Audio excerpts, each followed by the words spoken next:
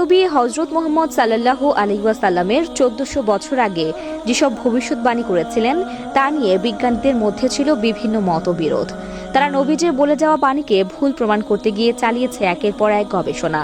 তবে এসব নিয়ে গবেষণা করতে গিয়ে প্রিয় নবীর বলে যাওয়া বাণীর সত্যতা পেয়ে আজকের আধুনিক বিজ্ঞান মাথা নত করে দিয়েছে এবং তারাই জানিয়েছে পৃথিবীতে একমাত্র ধর্মগ্রন্থ আল কুরআন, যার কোনো ভুল নেই। সুবহানাল্লাহ। দর্শক, আপনি মুসলিম হলে অবশ্যই ভিডিওটি শেয়ার করবেন এবং আলহামদুলিল্লাহ লিখে অবশ্যই একটি কমেন্ট করবেন।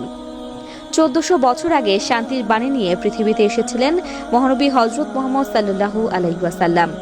নানা বিষয় নিয়ে করেছিলেন ভবিষ্যৎবাণী। বর্তমান প্রযুক্তির যুগে তার বেশিরভাগই স্বীকার করে নিচ্ছে বিজ্ঞান।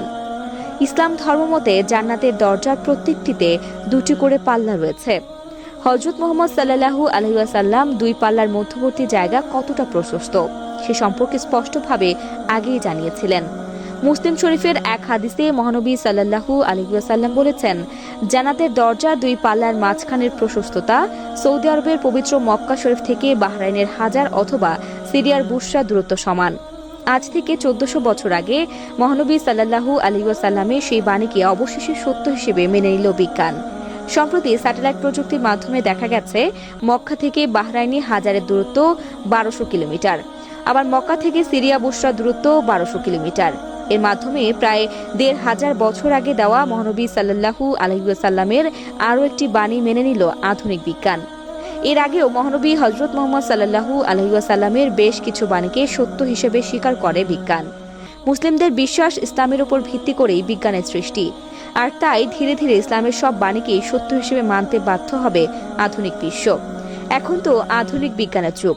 বিজ্ঞান নানাভাবে নানান যন্ত্রপাতি আবিষ্কার করছে এবং তার অভিযান চালিয়ে তার বাস্তবতা ও সত্যতা প্রমাণ করেছে। পবিত্র কোরআনে উল্লেখিত সকল বিষয়ে আধুনিক বিজ্ঞান একের পর এক সত্য প্রমাণ করছে। তারা পবিত্র কোরআনের ভুল খোঁজার জন্য মরিয়া হয়ে উঠেছে, কিন্তু যে পবিত্র কোরআন আল্লাহ নিজে বানিয়েছেন সেই কোরআনের ভুল কোনো মানুষের পক্ষে ধরা সম্ভব নয়। এই কোরআনে রয়েছে অতীত এবং বর্তমান আর ভবিষ্যতে ঘটার মতো দিক নির্দেশনা।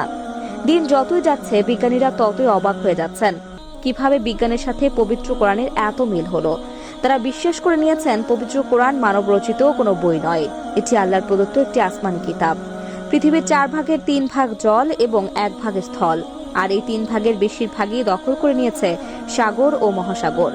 পবিত্র কোরআনে 114টি সূরার মধ্যে 25টি সূরায় 40 বার এসেছে সাগর শব্দটি। এই কোরআন মানুষ বা জিনের পক্ষে বানানো সম্ভব নয়। এ নিয়ে অনেকবার চ্যালেঞ্জ দেওয়া হয়েছে পবিত্র কোরআনে। 400 বছর ধরে অনেক বিজ্ঞানীরা চেষ্টা করেও এই চ্যালেঞ্জে সফল হতে পারেনি। তা দর্শক, আজ এই পর্যন্তই। আবারও আসবো নতুন নতুন সব তথ্য নিয়ে। সে পর্যন্ত সবাই ভালো থাকুন, সুস্থ থাকুন। এতক্ষণ 24 ঘন্টা নিউজের সাথে থাকার জন্য আপনাকে ধন্যবাদ।